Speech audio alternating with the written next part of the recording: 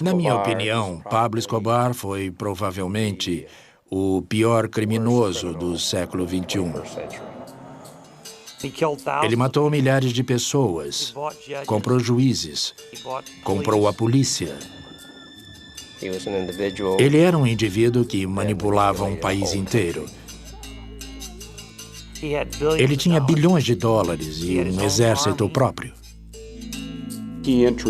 Ele deu início a um nível de violência nunca visto antes no tráfico de drogas. Dedicou-se à lesão corporal intencional. Assassinato era um meio de vida. Eu o considerava um monstro. Os governos colombiano e americano resolveram capturá-lo a qualquer preço. Nos envolvemos em uma operação muito longa. Quando a gente chegava na Colômbia, havia uma recompensa de $300 mil pela nossa cabeça. Ele corrompia as autoridades ou as intimidava. Sempre existia a ameaça de assassinato. Andava-se de carro com a arma em punho para se proteger. Ele se sentia no colo de Deus. Foi a maior história do bem contra o mal. Eu odiava aquele homem. E achava que não podia deixar a Colômbia até que Pablo Escobar estivesse morto ou preso em um presídio nos Estados Unidos.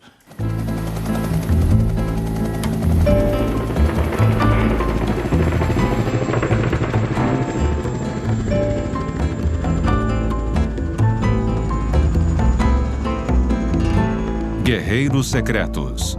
Caçada Humana. Ofender as pessoas erradas pode custar uma eleição a um candidato. Na Colômbia, o preço pode ser alto. Numa noite de verão em 1989, o candidato presidencial líder nas pesquisas visita a cidade de Soacha.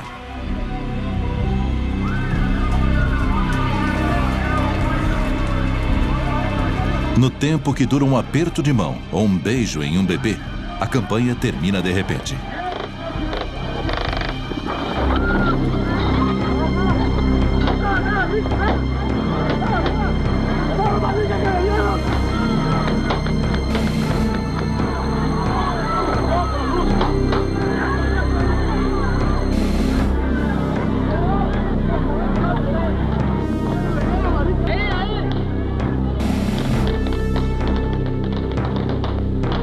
O assassinato descarado horroriza a Colômbia. A onda de choque repercute até em Washington. Nós fomos chamados em casa logo após o assassinato, levados para o antigo prédio do Poder Executivo, onde nos foi revelado que o presidente Bush daria uma baixa de $65 milhões do estoque do exército americano em equipamento para ser entregue num período de 120 dias.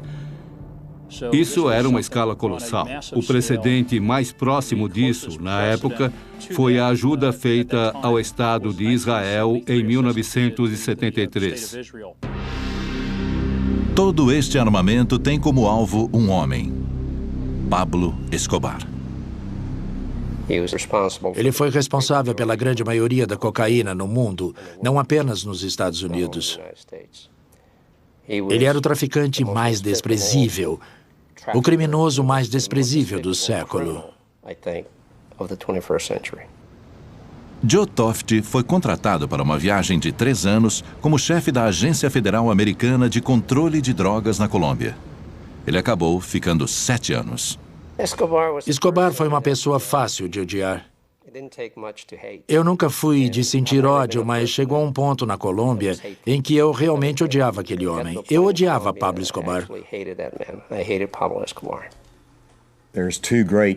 Existem 2 grandes pragas na sociedade civil. Uma é o terrorismo e a outra é o tráfico de drogas. E o pior de tudo é quando as duas se juntam. 3 décadas atrás, cocaína era um negócio pequeno. Aí chegou Pablo Escobar. Escobar foi para a cocaína o que Henry Ford foi para o automóvel. Quase sozinho, ele criou uma verdadeira indústria. Ele era o rei da coca. Ele cresceu em Medellín. Ele veio de uma família de classe média baixa. Sua mãe era professora, o pai era um camponês fazendeiro. O jovem Pablo se envolveu com pessoas erradas e largou a escola. Ele começou a roubar carros e logo se especializou em crimes maiores. Pouco depois de largar a escola, ele se envolveu em sequestros.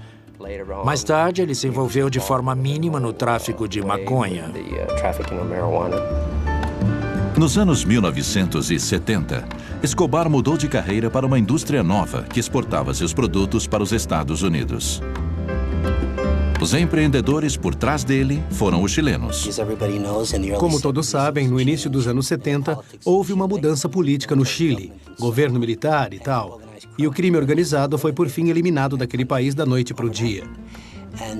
Então, quem estava lá para retomar e começar a se especializar em tráfico de cocaína eram figuras muito sofisticadas do crime organizado da cidade de Medellín. Liderando o caminho, Pablo Escobar. Ele estava envolvido na manufatura da droga, na distribuição da droga, estava envolvido na busca das melhores terras da Colômbia, operava as melhores fazendas. E também tinha aspirações políticas. Chegou a ser deputado suplente. E alguns diziam que ele, na verdade, queria ser candidato à presidência da Colômbia. Entre os que observavam Escobar de perto, estava um guerreiro secreto do Departamento de Defesa, especialista em vigilância secreta.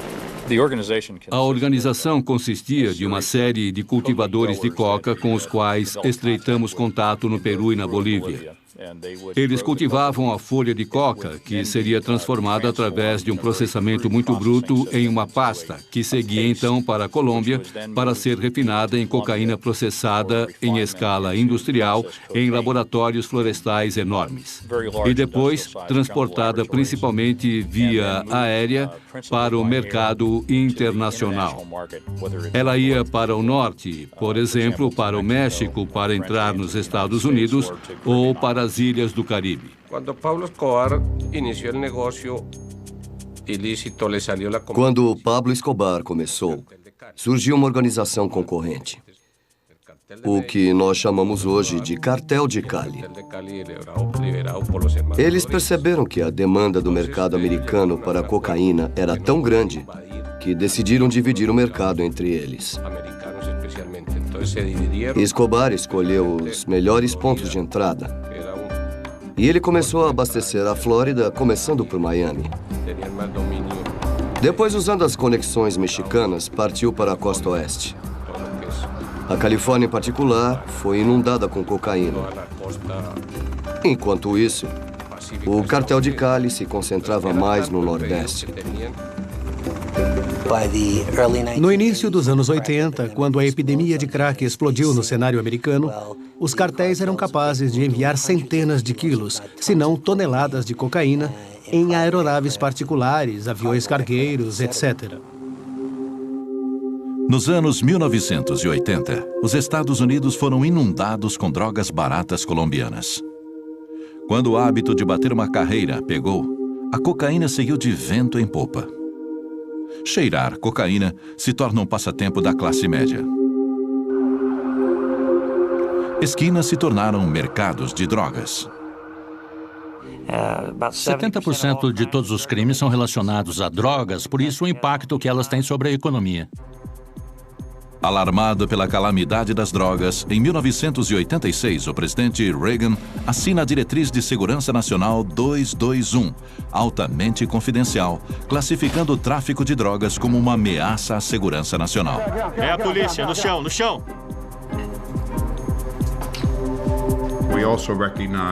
Nós também reconhecemos, na época, que havia um interesse vital em ajudar a manter as democracias frágeis das Américas Central e do Sul para o nosso próprio benefício. Os Estados Unidos passaram a combater as drogas em duas frentes, no asfalto e na floresta. Tanto o DEA como as nossas agências de inteligência Tinham estratégias para nos dizer como ir atrás daqueles que vendiam drogas nas ruas das nossas cidades nos Estados Unidos e como pressionar os cartéis na Colômbia, que eram, na verdade, os idealizadores por trás disso tudo. Havia duas facções principais, a facção de Medellín e a facção de Cali. E quando eu cheguei à Colômbia, o então chamado cartel de Medellín era de longe o maior. Eles cooperavam mutuamente e, em muitos casos, enviavam carregamentos em comum para os Estados Unidos. Pablo Escobar e sua organização criaram uma nova modalidade. Havia duas forças diferentes trabalhando. Pablo Escobar criou um conceito que chamamos de narcoterrorismo, em que se usava o terrorismo para promover o narcotráfico. Em cambio, o cartel de Medellín, o cartel de Cali, o cartel de Cali, por sua vez, usava corrupção. Eles diziam que a corrupção funcionava melhor que bombas. Essa era a maior diferença entre os dois. Em meados dos anos 80, os cartéis colombianos controlavam a indústria da cocaína nos Estados Unidos. Em lugares como Nova York, Miami, Los Angeles, Houston, Chicago, eles controlavam o tráfico em grande escala. Na época, eu integrava o Comitê de Assuntos Estrangeiros e nós todos nos esforçávamos muito para prender os senhores do tráfico no Sul. Pablo Escobar e o pessoal do cartel de Cali eram os que mais queríamos ver presos. Em meados dos anos 1980, Escobar controlava uma rede narcoterrorista que se estendia das colinas colombianas ao Vale do Beca, no Líbano, onde radicais islâmicos tramavam conspirações contra os Estados Unidos. Escobar agora se tornara alvo da maior caçada humana dos Estados Unidos em solo estrangeiro até Osama Bin Laden. Conforme um tratado com a Colômbia, chefes do tráfico podiam ser extraditados para ser julgados nos Estados Unidos. A condição, eles tinham que ser presos pelos colombianos. Para se proteger, Escobar constrói uma aparência de legitimidade. Em 1982, ele ganhou um lugar no Congresso por Medellín. O cargo lhe conferiu imunidade diplomática. Em uma viagem aos Estados Unidos com seu filho, Escobar zombou de seus perseguidores posando no Jardim dos Fundos do presidente Reagan.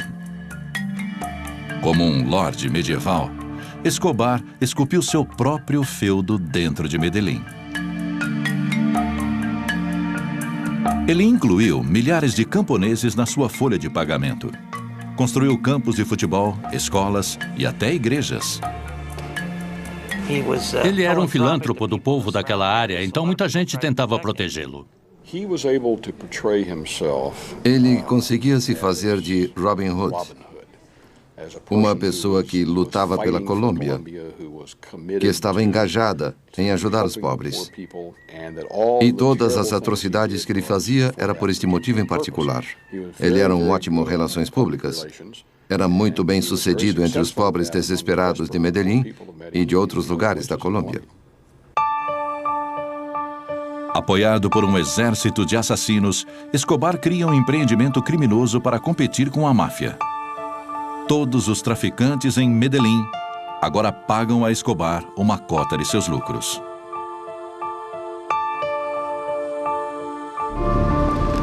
Como embaixador na Colômbia, Morris Busby era o homem certo, no lugar certo, na hora certa. Formado pela Academia Naval, Busby era especialista em combate ao terrorismo.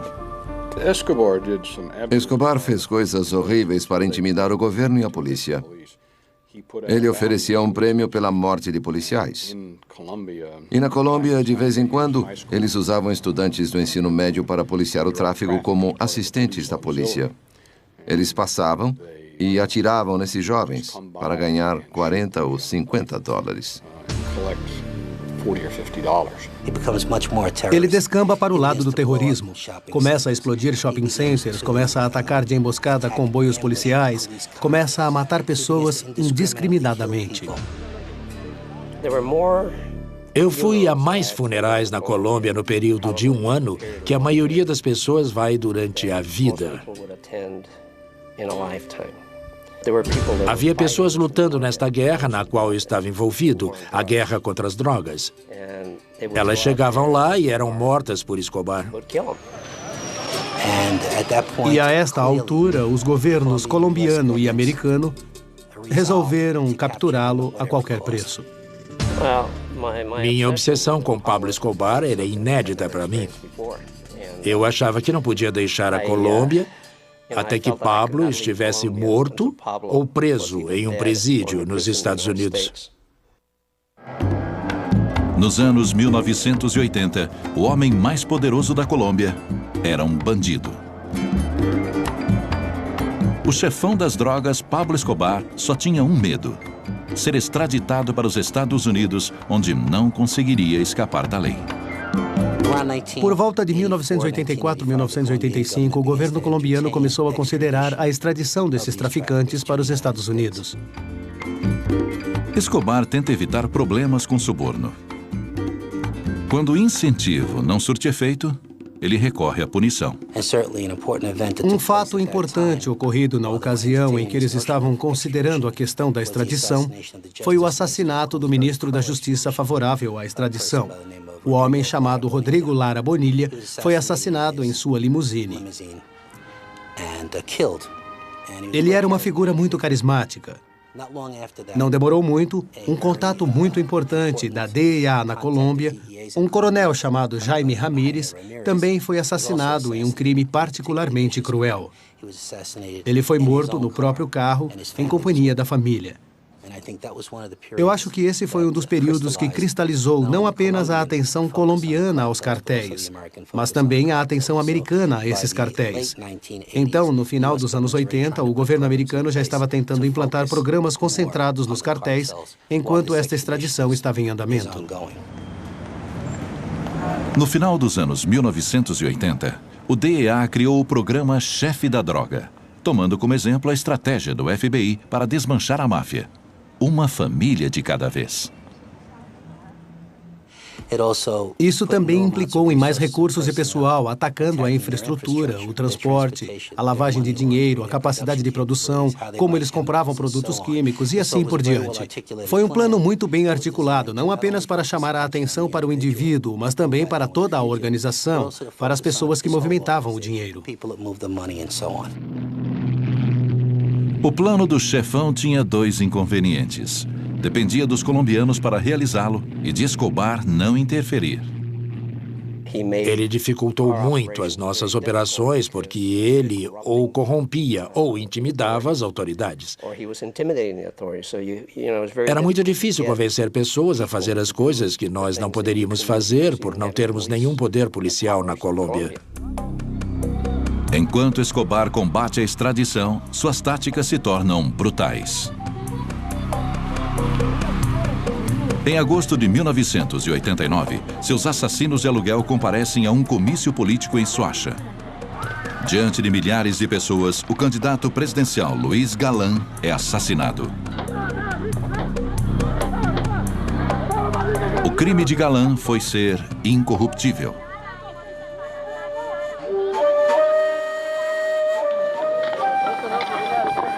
No mesmo dia, os assassinos de Escobar fizeram vítimas em outras cidades da Colômbia. No rastro de derramamento de sangue, os Estados Unidos classificam o próprio Escobar como uma ameaça à segurança nacional. Eles então embarcaram em um sistema em que havia reuniões semanais nos escritórios do Conselho de Segurança Nacional, no antigo prédio do Poder Executivo.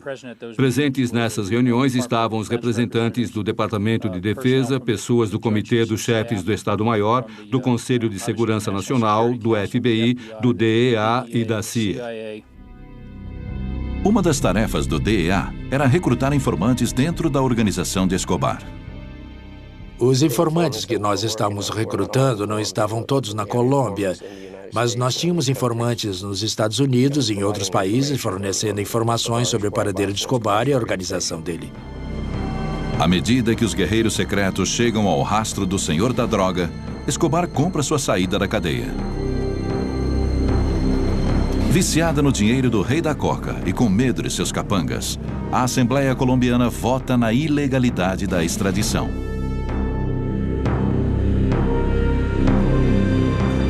O presidente George Bush responde com uma emenda. Um decreto de lei de 1970 vetava o governo americano de participar do assassinato de cidadãos estrangeiros. Bush revisa o decreto e permite o uso de força contra terroristas que ameacem os Estados Unidos. Quando a extradição foi eliminada do conjunto de instrumentos a nosso dispor para atacarmos os cartéis, passou a ser vital, na época, trabalhar em conjunto com a Polícia Nacional Colombiana. Dar todo o apoio possível para que eles pudessem usar todas as ferramentas disponíveis para caçar essas pessoas e levá-las à justiça. Para ajudar os colombianos, o Pentágono envia sua unidade mais secreta, uma equipe de combate ao terrorismo conhecida como Centra Spike. Munida dos mais sofisticados equipamentos de vigilância, eles podiam literalmente encontrar uma agulha no palheiro. Como chefe do Comando Militar do Sul dos Estados Unidos, o general George Jowan dirigia a Centra Spike. Mas boa parte dela era um conjunto de inteligência de todos os tipos, de imagens à comunicação, até o que se vê no chão. E a Central Spike foi um elemento crucial. Além da Central Spike, várias equipes da Força Delta foram enviadas à Colômbia para treinar a Polícia Nacional. Sob leis americanas, as unidades Delta não podiam perseguir Escobar. Nós garantimos que a equipe Delta, que as forças especiais, entendessem que deviam treinar os colombianos. Demoraria mais, mas era importante que a polícia colombiana fizesse essa operação. O desafio era treinar a polícia colombiana em alto nível, para obter informações privilegiadas e depois utilizar essa informação para capturar Escobar. As equipes Delta treinaram 2 unidades novas dentro da polícia colombiana. A primeira unidade, chamada Search Block, aprende a usar informação em tempo real para rastrear Escobar e apontar sua localização. Membros da segunda unidade, a Copaz Comandos, aprendem a realizar uma morte limpa. Começa a caçada ao homem mais procurado do mundo. Mas como um animal encurralado, Escobar contra-ataca. 27 de novembro de 1989. Minutos depois de decolar, um avião comercial colombiano cai. A queda não foi acidental, e sim obra do senhor da droga, Pablo Escobar. Seu alvo era o candidato presidencial César Gaviria, concorrendo no lugar daquele assassinado por Escobar 3 anos antes.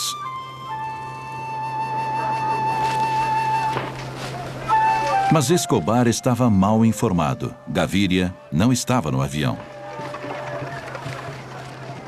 Todos os que estavam a bordo, 110 pessoas, morreram. Um mês depois, Escobar ataca novamente. Ele escolhe um alvo simbólico, o órgão colombiano equivalente ao FBI. Centenas de pessoas feridas. 70 morrem.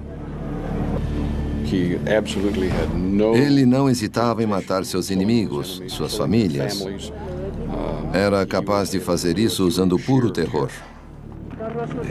Ele era lendário pela violência com que tratava pessoas, empregando diferentes formas de tortura. E, de fato, houve uma gravação telefônica na qual um homem era torturado no fundo enquanto Pablo conversava com a esposa ao telefone. Pelo que eu soube deste telefonema, Pablo põe a mão no bocal e pede aos seus capangas: "Cala a boca dele, estou falando com minha esposa", e segue conversando com a esposa sobre temas corriqueiros. Não há dúvidas de que Escobar seria considerado por muitos um psicopata.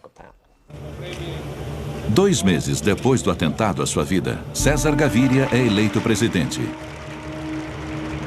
Ele decide pegar Escobar ou morrer tentando.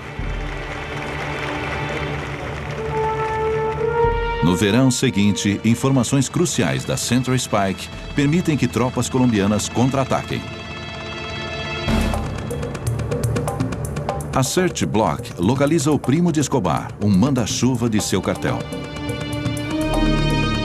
No tiroteio subsequente, o primo é morto. Mais 2 associados, o cunhado de Escobar e seu tesoureiro, têm o mesmo destino. Escobar revida sequestrando a filha de um ex-presidente. Meses depois, ela é morta durante um resgate abortado. Encorajado pelo sucesso, Escobar sequestra mais parentes do partido da situação. Então, um aliado inesperado entra na guerra contra Escobar: o concorrente Cartel de Cali. Um por um, os homens de confiança de Escobar são mortos. Escobar decide que o lugar mais seguro agora é atrás das grades. Em junho de 1991, ele se entrega ao exército colombiano. A prisão ficava no topo de uma montanha na pequena cidade de Envigado, perto de Medellín. Era uma área muito isolada, com acesso apenas por uma estrada de terra. Escobar fica preso em uma cela de ouro e gasta do próprio dinheiro $5 milhões para construí-la. Ele vive no estilo em que se acostumara. Higiene é um fetiche para Pablo. Onde quer que ele more, ele quebra o banheiro antigo, constrói um novo e ordena que se mantenha imaculado.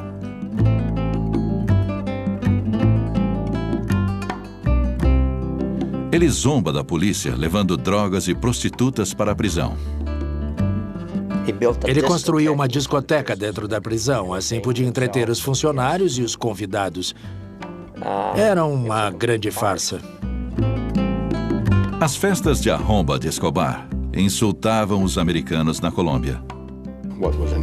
O que deveria ser uma prisão, mais parecia um hotel de luxo. E Escobar e seu grupo conseguiam corromper todos os guardas da prisão, e isso se tornou um escândalo nacional.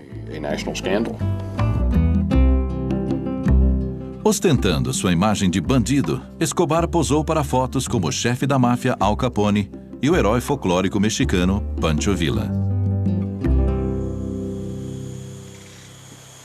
Avisado do equipamento de alta tecnologia para monitorá-lo, Escobar aboliu o uso de celulares e os substituiu por pombos-correio.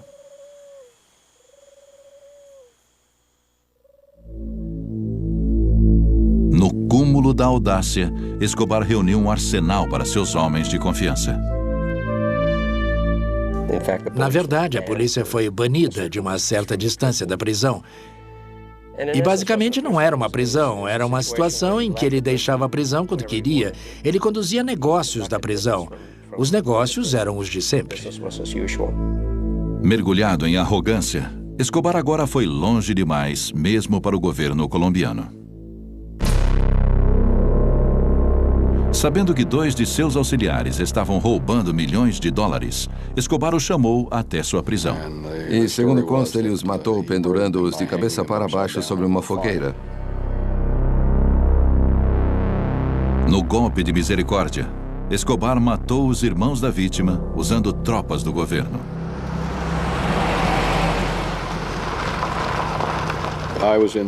Eu estava nos Estados Unidos em consultoria aqui em Washington. Recebi um telefonema em torno da meia-noite, dizendo que o governo colombiano estava preparando uma ação contra Escobar e queria tirá-lo de Envigado. Subornados ou intimidados, os soldados param próximo da prisão. Escobar se aproveita do atraso. Umas 5 ou 6 horas se passaram e recebi outro telefonema dizendo que de fato ele tinha escapado. Escobar se torna um fugitivo relutante. Acho que ele nunca teve a intenção de sair de Envigado. Só quando o governo colombiano montou uma operação para retirá-lo de lá, e ele percebeu isso, foi que ele fugiu para impedir que isso acontecesse. Foi embora. Mas acho que se o governo não tivesse feito isso, ele estaria tão seguro quanto no colo de Deus. Não havia razão para ele querer sair de lá. Com Escobar solto, o presidente colombiano procura Busby. Ele, obviamente, estava transtornado pelos mesmos motivos que eu.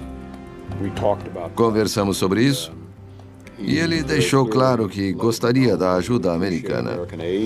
Eu garanti a ele que nós ajudaríamos e voltei à Colômbia no mesmo dia. Com a retomada da caçada a Escobar, cada minuto contava.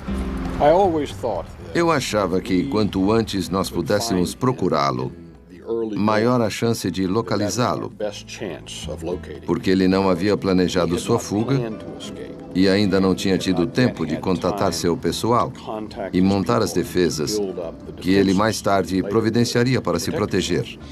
Então, era primordial que nós agíssemos bem depressa. Assim que Gaviria, o presidente da Colômbia, pediu ajuda aos Estados Unidos para recapturar Escobar, a partir daquele momento as Forças Armadas realmente se envolveram, fornecendo recursos, treinamento e etc. Foi um esforço sem precedentes. Eu não consigo me lembrar de outro momento com tanto apoio de Washington para pegar um criminoso em terra estrangeira. Não era apenas um homem. É preciso lembrar que ele era o líder do cartel de Medellín. Ele não foi o único que fugiu, mas vários membros da sua gangue, que também eram assassinos e membros do alto escalão do cartel. Ele tinha uma infraestrutura na cidade de Medellín e em outras regiões da Colômbia. Bastava ele ligar e, em um curto período de tempo, reuniria um grupo para protegê-lo. Começa uma caçada mortal entre o comandante do exército da cocaína e os guerreiros secretos americanos. Dias após escapar da prisão, o lorde da droga Pablo Escobar desaparece na selva colombiana. A princípio, nós acreditávamos piamente que iríamos pegá-lo muito rápido. No entanto, Escobar provou ser um grande adversário. Ele conseguiu burlar a operação que nós montamos para encontrá-lo. Minha opinião era que, depois da segunda semana sem capturá-lo, nós entraríamos em uma operação muito longa. Conforme a caçada se arrasta, Escobar ataca seus perseguidores. Ele paga a garotos em Medellín algumas centenas de dólares para cada policial que matassem. Mais de 150 foram assassinados. Em Bogotá, uma onda de explosões abala a capital. Centenas morrem na carnificina. Muitos americanos trabalharam em situação de perigo. Houve um caso em que uma bomba explodiu numa área onde um jovem jantara com sua esposa 15 ou 20 minutos antes. E o restaurante em que estavam foi derrubado. Janelas das casas do nosso pessoal se quebraram. Havia a ameaça constante de assassinato. Quando a gente chegava à Colômbia, era avisado: sua cabeça vale 300 mil dólares. Haja de acordo. Ou seja, fique atento ao que se passa ao seu redor. Depois que Escobar fugiu, o DEA levou Steve Murphy às pressas para a Colômbia. Ele se instalou na base de Escobar em Medellín, a cidade mais violenta do mundo. Eles mandavam uma caravana de carros formada por pelo menos 5 carros, de 3 a 4 homens por carro, armados até os dentes. E você lá com a sua arma. Era 1 hora de carro por uma serra até a cidade de Medellín em alta velocidade. Eles não permitiam que carros se aproximassem da gente quando estávamos no carro com eles, ultrapassando em curvas, subindo em canteiros, o que fosse necessário para te levar até a cidade de Medellín, até a tal base. E você andava de carro literalmente de arma em punho para se proteger, porque nunca se sabia de onde viria um ataque. Conforme toma a ofensiva, o fugitivo Escobar se desestabiliza. Fugindo dessa maneira, é muito difícil gerenciar um empreendimento internacional de cocaína. É preciso pôr a mão na massa para gerenciar de forma correta. É preciso manter contato com seu pessoal diariamente, dar instruções precisas aos encarregados de transportar a cocaína, de arrecadar o dinheiro das vendas, de contratar os voos para levar a cocaína para o México, e assim por diante. Escobar não podia fazer isso enquanto fugia. O cartel de Medellín foi efetivamente desmontado durante a caçada a Escobar. Então Escobar estava sendo caçado e sentindo a pressão. A cada pista nova, a unidade de elite no rastro de Escobar deixava um buraco nas operações dele. As informações sobre Escobar vinham de várias fontes: CIA, DEA e da equipe antiterrorismo Central Spike. Muitos recursos haviam sido levados para informar a inteligência. Havia equipamentos de escuta muito sofisticados, interceptando ligações, comunicações pelo rádio, etc. Houve uma vigilância aérea sem precedentes levada ao país. Algumas das melhores pistas vieram da nova unidade recém-treinada de inteligência da Colômbia, Search Block, liderada pelo coronel Hugo Martinez. O coronel Martinez, entre todos os policiais colombianos, era provavelmente o que melhor entendia Escobar.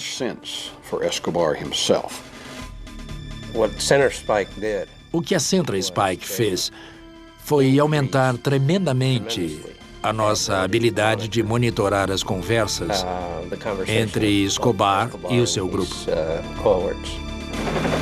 Escutas escondidas ajudaram a capturar os companheiros de Escobar, mas não o próprio Escobar. Quando eles triangulavam o sinal dele, o equipamento de busca direcional de rádio não tem precisão absoluta. Ele te dá a área em geral. Mas quando a unidade conseguia chegar ao local, ele já tinha saído. Já estava a 10, 15 quilômetros dali.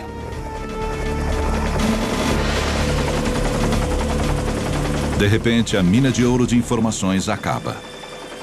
Através de vazamentos na polícia colombiana, Escobar descobre sobre a Search Block. Foi quando ele começou a usar radiofones em um táxi. Medellín é uma cidade grande. Acho que tem 1,5 milhão de pessoas. Não lembra em nada Nova York, mas existem muitos táxis em Medellín, milhares deles. Então um táxi entrava em qualquer bairro do centro. Qualquer lugar de Medellín pode ter um táxi. Iniciou-se uma rotina frustrante. Central Spike captava um sinal do telefone de Escobar e passava um rádio para a Search Block. As tropas da Search Block corriam para as coordenadas, chegando invariavelmente minutos atrasada. Uma perseguição levava a uma casa em uma favela com um banheiro novinho, prova de que estavam no rastro de Escobar.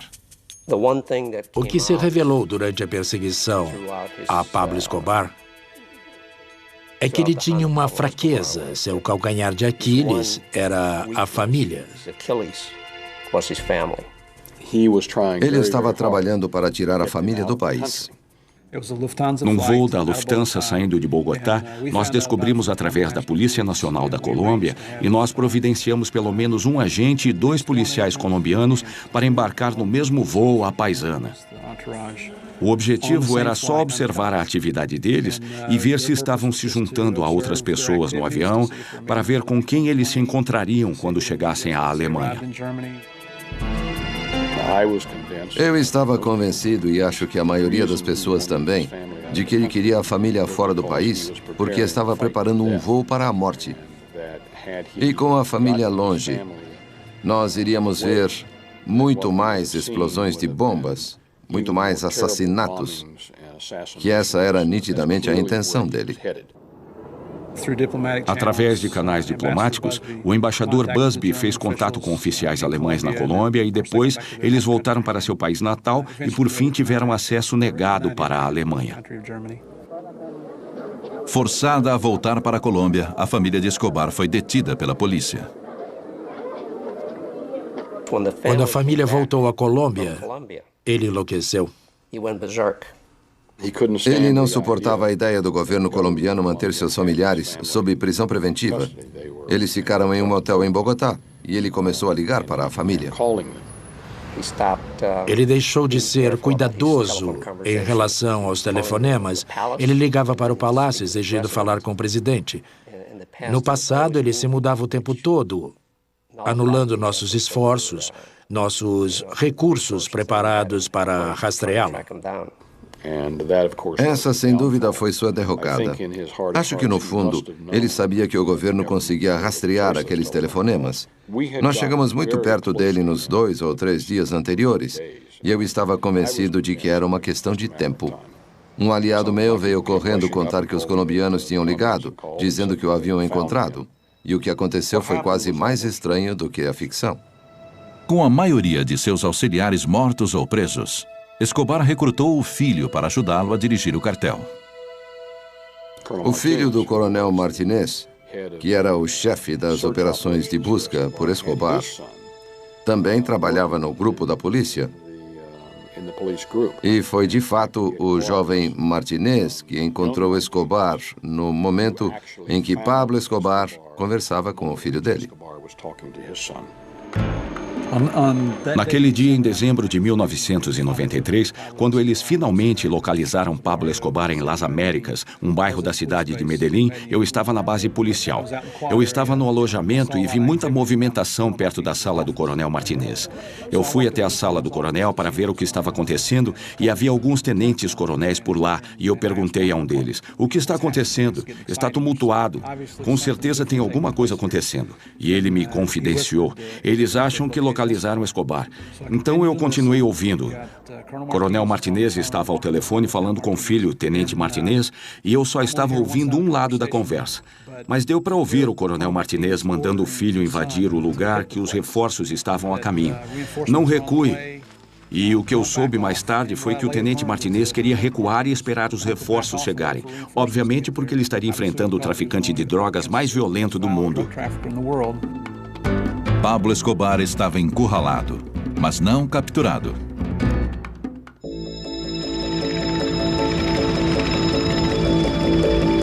No quartel da polícia em Medellín, o agente do DEA, Steve Murphy, esperava o desfecho de um tiroteio com o lorde da droga mais poderoso do mundo. Uma unidade de elite da polícia colombiana localizara o esconderijo de Pablo Escobar.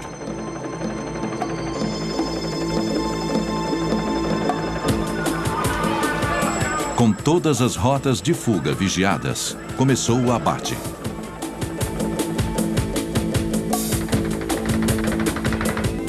Escobar vai para uma janela no alto. Acho que deu para ouvir o tiroteio, ou talvez tenha sido por telefone, não lembro bem. E eu logo ouvi o Coronel Martinez gritando: "Eles pegaram Escobar, acabaram de matar Escobar." Eu entrei no carro com ele e corremos para o local. Quando chegamos lá, havia um bloqueio da polícia. As forças armadas ainda não tinham chegado. Apenas a polícia cercava a área. Nós entramos e subimos para o segundo andar. Eu estava lá com o Coronel Martinez observando o telhado onde estava o corpo de Escobar e os 7 homens da unidade que conduziram o ataque estavam lá também. Eu fui contar ao pessoal da CIA, eu fui contar para todo mundo que encontrei na embaixada que Pablo Escobar finalmente estava morto. Eu estava no meu gabinete na embaixada quando soube que Escobar tinha sido morto. Pedi uma prova. Eles voltaram. Eu liguei para o contato que tinha na Casa Branca e disse: "Acho que nós o pegamos." Uns 15 ou 20 minutos depois, eu soube que eles tinham comparado as impressões digitais. E, de fato, ele estava morto. E foi o fim de 18 meses de estresse. A grosso modo, eu acho que foi a maior história do bem contra o mal. Se quisermos criar personagens para a história, seria o Príncipe das Trevas, personificado por Escobar, contra as forças do bem. Nesse aspecto em particular, as forças do bem ganharam. Eu acho que não há um grupo melhor de agentes, mais concentrado em sua missão. Eles são extraordinariamente valentes, mostraram um nível de comprometimento que iriam a qualquer lugar para cumprir a missão. Ainda há uma grande quantidade de drogas produzidas na Colômbia que consegue passar pelas nossas fronteiras mais pobres. Minha opinião é que, com certeza, nós, como um país, nós, americanos, temos que continuar a luta contra os traficantes de drogas. Precisamos impedi-los, combatê-los a cada momento.